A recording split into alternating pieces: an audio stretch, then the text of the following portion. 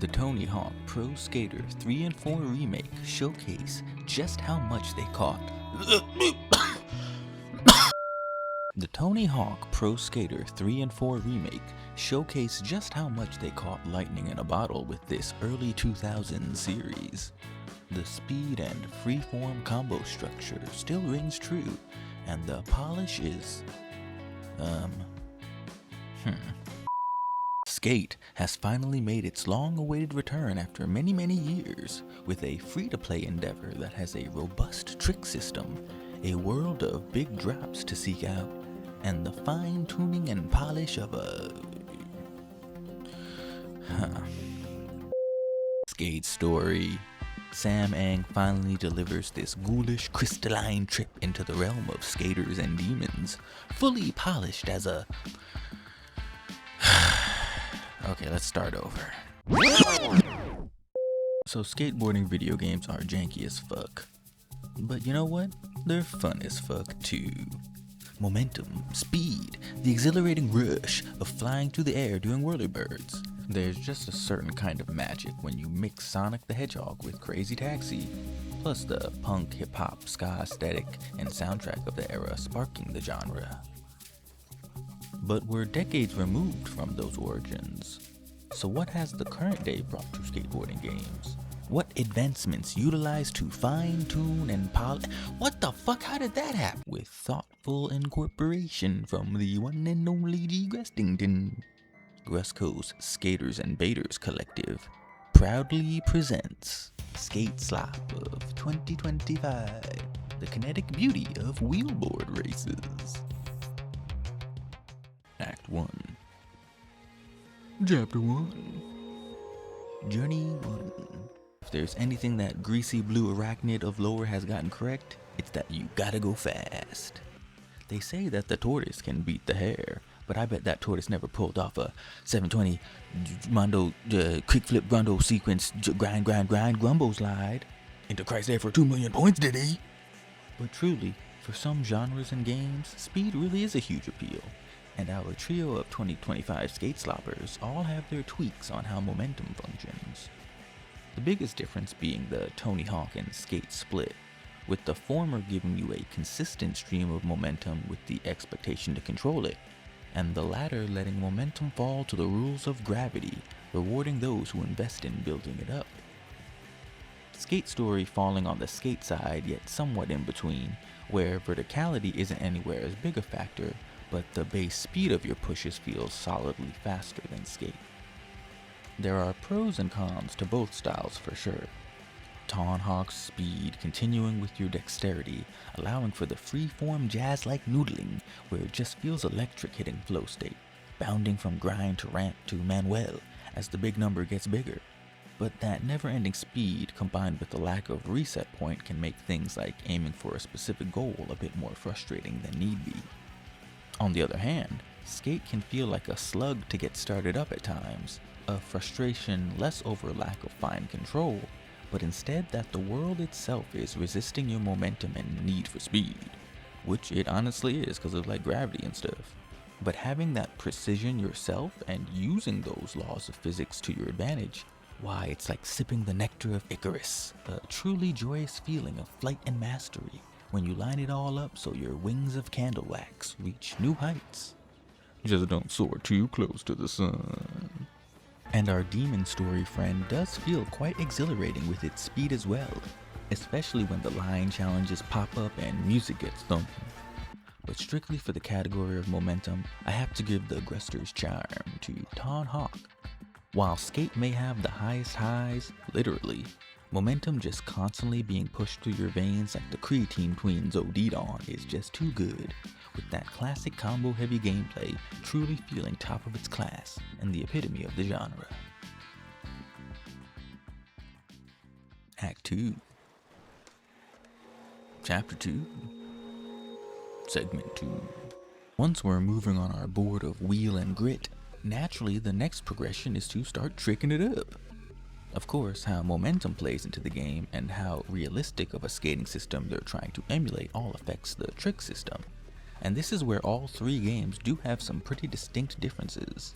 Skate Story's style was new to me and pretty interesting conceptually, where the trigger buttons represent the skater's feet on the board, pressing different combinations with the classic ollie button to explore your flip trick arsenal, which do have nollie variants to add to the variety.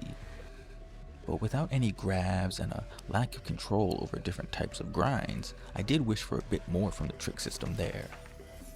Because as our classic Raw and Hawk forefathers before us have shown, Pro Skater really is a wonderful game of fighting game normals, linking together square, triangle, and circle variations for flips, grinds, and grabs respectively, with each direction tweaking what move you get, even going into diagonals and double inputs.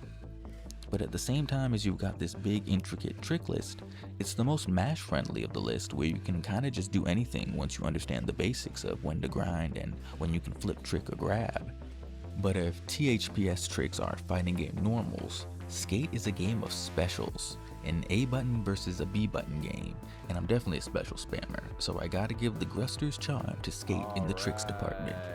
As is the overall Skate ethos in general, precision is key to pulling off tricks. Moving the right stick in quarter circles and pretzels like a Hadouken input is really fun, and while you land a lot less tricks per sequence, landing them truly does still feel satisfying.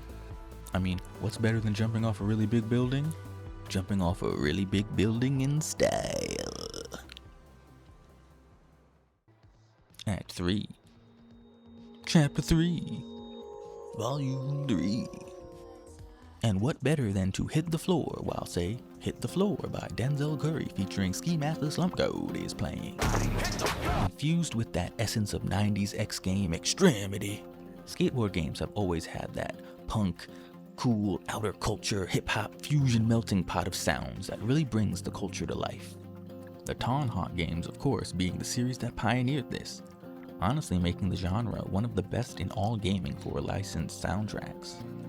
The 3 and 4 remakes take a solid approach to this as well, hitting that nostalgia button with tracks like Ace of Spades and If You Must that were so iconic to Skate 2 back in the day, while also adding in new additions from the likes of Danny Brown and Turnstile that fit in perfectly.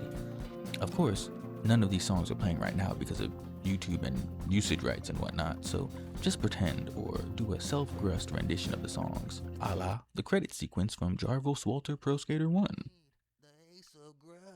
The Ace of Grust. Skate Story definitely needs a shout out for subverting this route though, with a soundtrack created purely for the experience itself by Blood Cultures. And for the more contained and story-driven game it is, it's truly wonderful.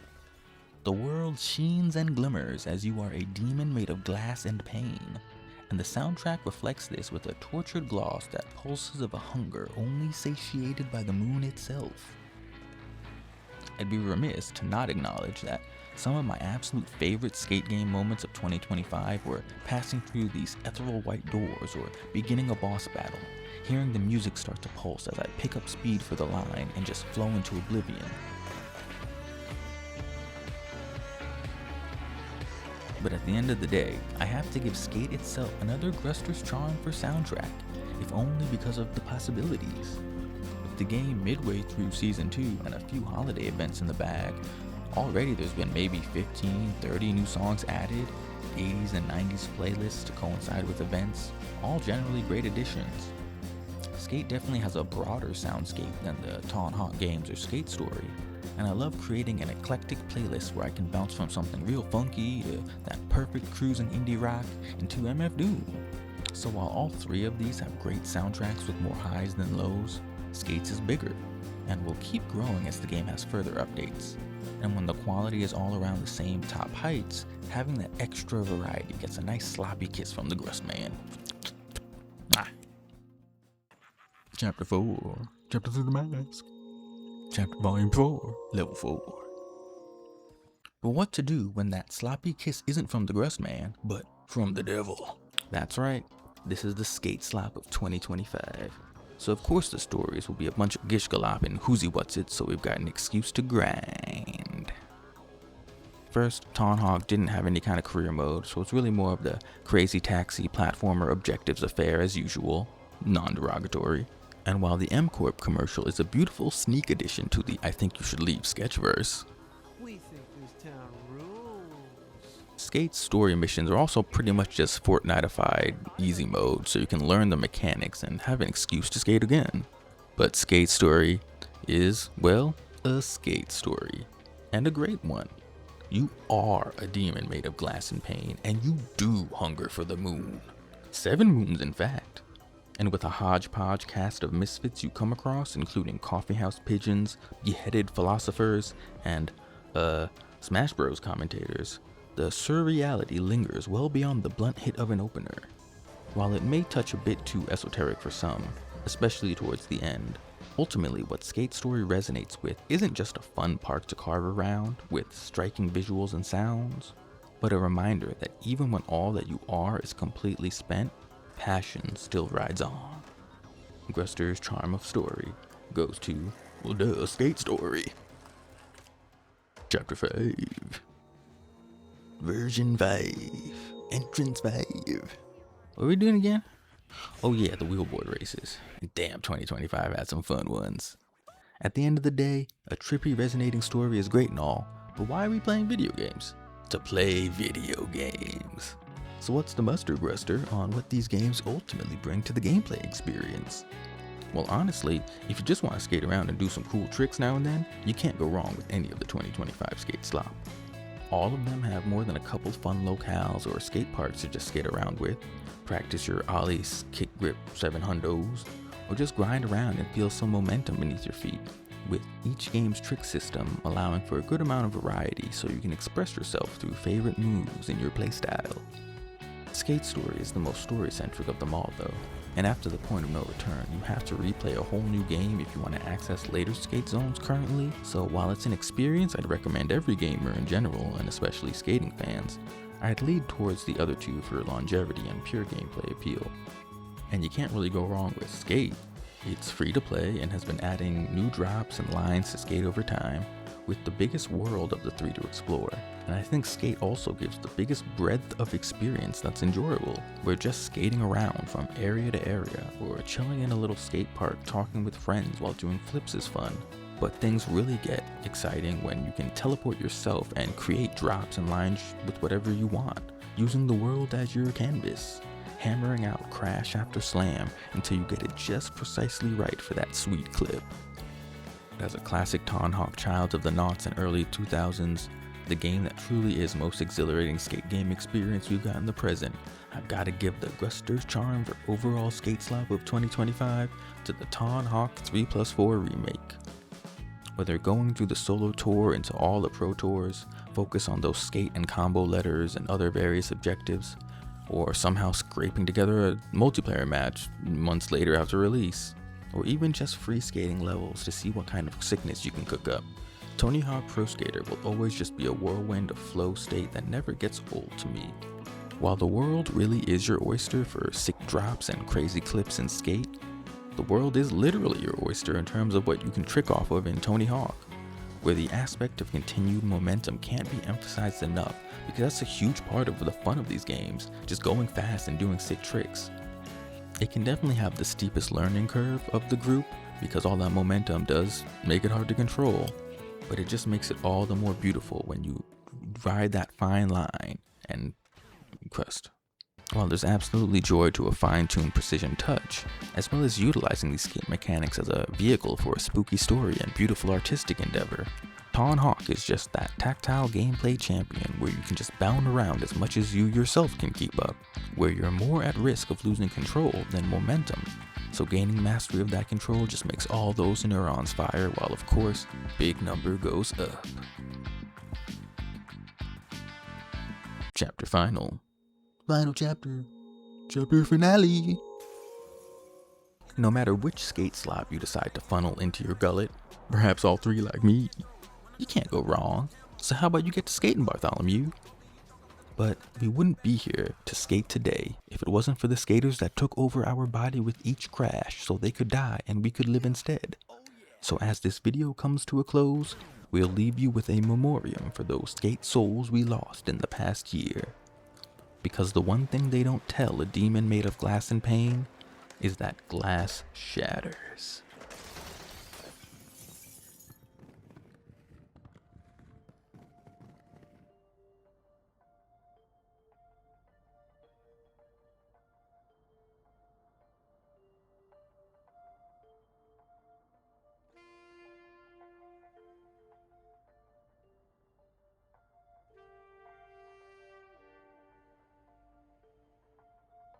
Grass green.